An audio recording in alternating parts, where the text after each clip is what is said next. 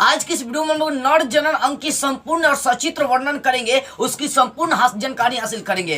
देखो कई तरह के एग्जामों में ये प्रश्न नंबरिया भी क्वेश्चन करता है और कंपटीशन एग्जाम में बहुत ज्यादा यहाँ सब्जेक्टिव क्वेश्चन आते हैं। जैसे क्लास 10 और क्लास 12 का जो बायोलॉजी होता है उसमें 5 नंबर का आता है नर जनन अंग का चित्र बनाने के लिए। ठीक है, उसी प्रकार से बहुत सारे कंपटीशन एग्जामों में भी यहाँ से ऑब्जेक्टिव क्वेश्चन पूछे जाते हैं। इसलिए इस वीडियो को पूरा देखिएगा और पूरा विस्तार से आसान भाषा में आपको समझा दूंगा नर जनन अंग क्या होता है। देखिए नर जनन अंग क्या है, तो पुरुषों नर जनन अंग क्या है, तो पुरुषों में क्या है कि संतानों को उत्पत्ति करने की एक क्षमता होती है। जनन अंग का मतलब क्या होगा, क्षमता, संतान उत्पन्न करने की क्षमता। ठीक है ना, तो ये नर जनन अंग ही क्या करता है, मनुष्य में समझिए कि सेक्सुअल रिलेशन के दौरान संतान उत्पन्न करने का काम करता है। सेक्सुअल संबंध जब बनते हैं तो पुरुषों का जो स्पर्म होता है वो बाहर निकलकर महिलाओं के ओवरी के ओवम से जाकर मिल जाता है और निषेचन होने के बाद जाइगोट बनता है। जाइगोट के बाद वो भ्रूण का विकास होता है और बच्चा जन्म लेता है समय के बाद, मतलब अपने एक समय प्राव करने के बाद। ठीक है ना, तो नर जनन अंग क्या हो गया, नर का मतलब पुरुष, पुरुषों का जो जननांग है उसी को हम लोग क्या बोलते हैं, नर जनन अंग कहते हैं। अब देखते हैं नर जनन अंग के कौन कौन से भाग होते हैं। देखो नर जनन अंग के जो भाग हैं वो आपका कौन कौन सा होता है, वृषण होता है, टेस्टिस। ठीक है ना, इस चित्र को मैं अभी समझाऊंगा, इससे पहले यहाँ पर समझ लीजिए नॉर्मल सा चित्र है ये आपका नर जनन अंग का। पुरुषों में क्या होता है, दो टेस्टिस होता है। दोनों टेस्टिस जो होता है ना एक नलिका से जुड़ी होती है, इसको वेस्ट डिफरेंस या शुक्रवाहिका नलिका कहते हैं। ये दोनों शुक्रवाहिका जो नलिका होता है ये आपका पेनिस से जुड़ा होता है। और यहाँ पर क्या होता है, पेशाब की थैली होता है और ये पेशाब की थैली भी क्या होता है कि आगे चलकर इसी नली से जुड़ा हुआ रहता है। ठीक है ना, ये नॉर्मल सा चित्र आपको बता रहा हूँ, एग्जाम में जब भी पूछेगा तो इसी चित्र को बनाना है। देखिए इस चित्र में क्या है, इस भाग को आप समझ रहे होंगे, ये वाला भाग पेनिस है, ये वाला भाग क्या पेनिस है। और ये पेनिस जो होता है ना आगे चलकर मूत्राशय से मूत्र मार्ग से यूरेथ्रा से जुड़ा होता है। ठीक है ना, और यही जो पेनिस होता है ये दो नलिकाओं से ऐसे जुड़ा होता है, जो दो नलिका है आगे चलकर टेस्टिस मतलब जिसको वृषण कहते हैं, वृषण से जुड़ा होता है। ये वृषण से, वृषण के जो ऊपरी जो सतह होते हैं उसको अधिवृषण कहते हैं। और देखिए मूत्राशय के जस्ट नीचे ऐसे देखिए दो गोलाकार रचनाएं होती है, इसको प्रोस्टेट ग्लैंड, हिंदी में पुरस्थ ग्रंथियां कहते हैं। ठीक है ना, और यहाँ से पेशाब निकलने का काम करता है। ये जो नलिकाएं गुजर रही है इसी नलिका को हम लोग शुक्रवाहिका नलिका या इंग्लिश में वेस्ट डिफरेंस कहते हैं। देखो नॉर्मल सा ये चित्र है, दो टेस्टिस है, दोनों टेस्टिस शुक्रवाहिका नलिका से जुड़ी हुई है और ये दोनों शुक्रवाहिका नलिका किससे जुड़ा हुआ है, तो आपका पेनिस से जुड़ा हुआ है। ठीक है ना,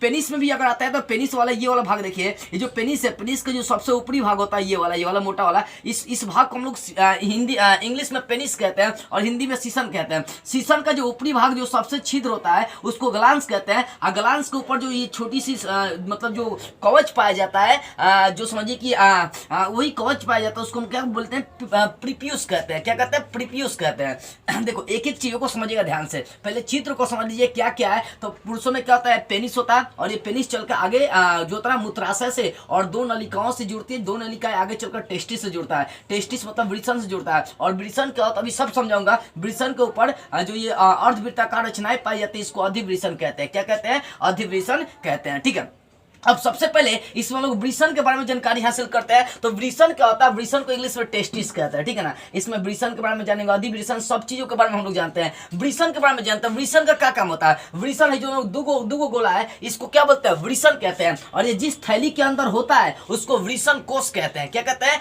वृषण कोष कहते हैं। क्या कहते हैं बाबू, वृषण कोष कहते हैं। ये वृषण क्या करता है, तो ये वृषण जो होता है ना एक हार्मोन उत्तेजित करता है, इसका नाम टेस्टोस्टेरोन हार्मोन। क्या नाम है, टेस्टोस्टेरोन हार्मोन। देखिएगा आप जब भी किसी फीमेल पार्टनर को देखेंगे या आकर्षित होंगे तो आपका ये सॉरी क्या होता है, टेस्टिस मतलब जो टेस्टोस्टेरोन हार्मोन होता है उसको टेस्टिस यानी वृषण उत्सर्जित करता है। जब उत्सर्जित हो जाएगा तो आपका जो स्पर्म होता है बनना शुरू होता है और ये सारे जो स्पर्म होते हैं यहाँ पर अर्धवृत्ता का एक छोटी सी रचना पाई जाती है जिसको अधिवृषण कहते हैं, इंग्लिश में एपिडिडमिस कहते हैं। यहीं पे स्पर्म क्या होता है, स्टोर रहता है, इकट्ठा रहता है। ठीक है ना, तो देखो वृषण क्या होता है, वृषण ही समझिए कि अगर वृषण नहीं होगा तो आप में स्पर्म नहीं उत्पन्न होंगे, स्पर्म नहीं उत्पन्न होगा तो आप बच्चे पैदा नहीं कर सकते, आप में बच्चे पैदा करने की क्षमताएं नहीं है। तो सबसे अहम भाग होता है आपका वृषण मेर का। क्या होता है, वृषण होता है खोसी का, चाहे खोसी उसी का देखिएगा तो क्या होता है, उसको कहते हैं छेरुआ कर दिया है। तो छेरुआ करने का मतलब क्या होगा, उसका एगो टेस्टिस निकाल दिया गया, दोनों टेस्टिस निकाल दिया गया। दोनों टेस्टिस निकालने के बाद अब उसका स्पर्म नहीं बनेगा और जब स्पर्म नहीं बनेगा तो ससुरी क्या हो जाएगा, वो समझिए कि बच्चे नहीं पैदा कर पाएगा। ठीक है,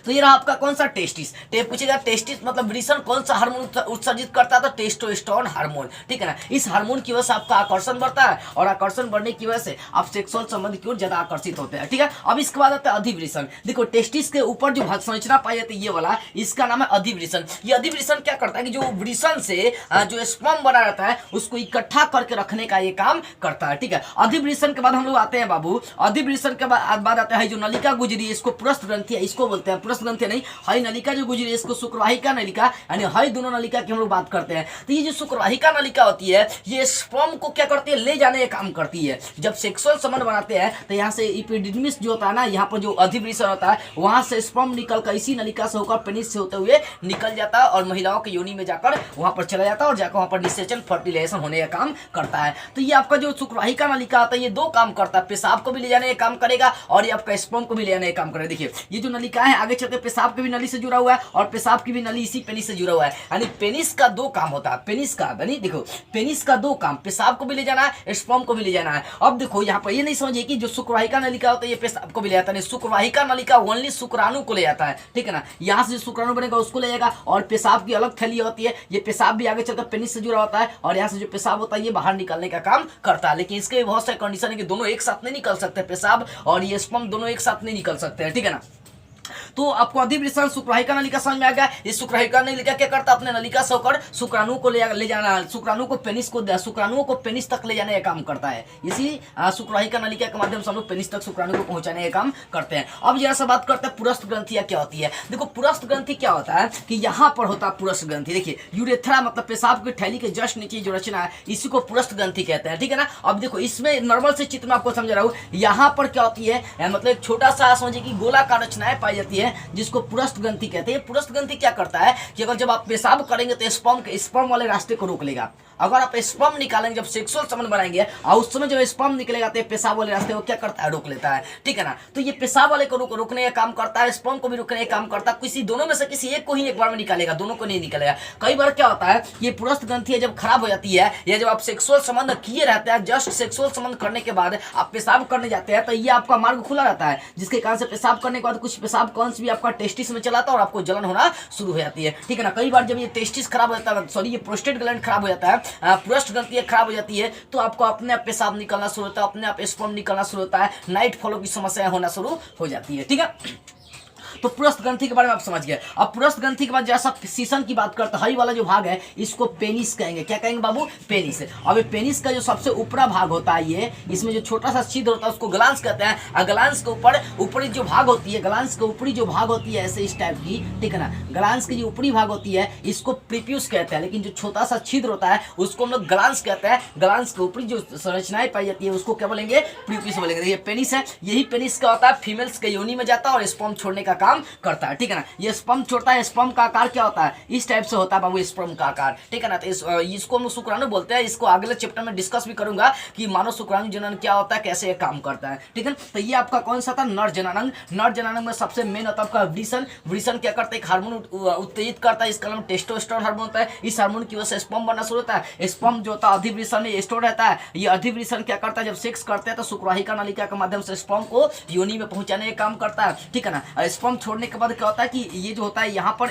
पुरस्थ ग्रंथियां पाई जाती है। ये पुरस्थ ग्रंथियां पेशाब और ये स्पर्म दोनों को निकालने का रास्ता रहता है। जब पेशाब निकलेगा तो स्पर्म नहीं निकलने देगा और जब स्पर्म निकलेगा तो ये पेशाब को नहीं निकलने देता है, ठीक है ना। देखो पुरुषों में क्या होता है, पेशाब की और ये स्पर्म दोनों निकालने वाला एक ही माध्यम होता है पेनिस, लेकिन फीमेल में ये दोनों अलग अलग हो जाते हैं। पेशाब निकालने वाले और सेक्स करने वाले ये दोनों क्या होते हैं, अलग अलग हो जाते हैं, ठीक है ना। तो ये रहा आपका मानव जनन का सचित्र वर्णन। एक बार इसका स्क्रीनशॉट आप लेना चाहते हो ले सकते हैं। देखो जहां तक मुझे समझाना चाहिए, जहां तक आपके एग्जाम में आते हैं उसको नॉर्मली मैंने समझाने की कोशिश की है, इसलिए बाबू इसका स्क्रीनशॉट ले लीजिए और ध्यान से इन सब चीज़ों पर फोकस करना शुरू कर दीजिए। यदि आप मुझसे इंपॉर्टेंट प्रश्नों का नोट्स लेना चाहते हैं या आप कुछ पूछना चाहते हैं या किसी अन्य टॉपिक पर वीडियो बनाना चाहते हैं तो स्क्रीन पर व्हाट्सअप नंबर यहाँ से संपर्क कर सकते हैं। लेकिन ध्यान इस बात करें कि आपको कॉल नहीं करना, ओनली व्हाट्सअप पर मैसेज करना है, क्योंकि कॉल आपका नहीं लगने वाला है। जय हिंद।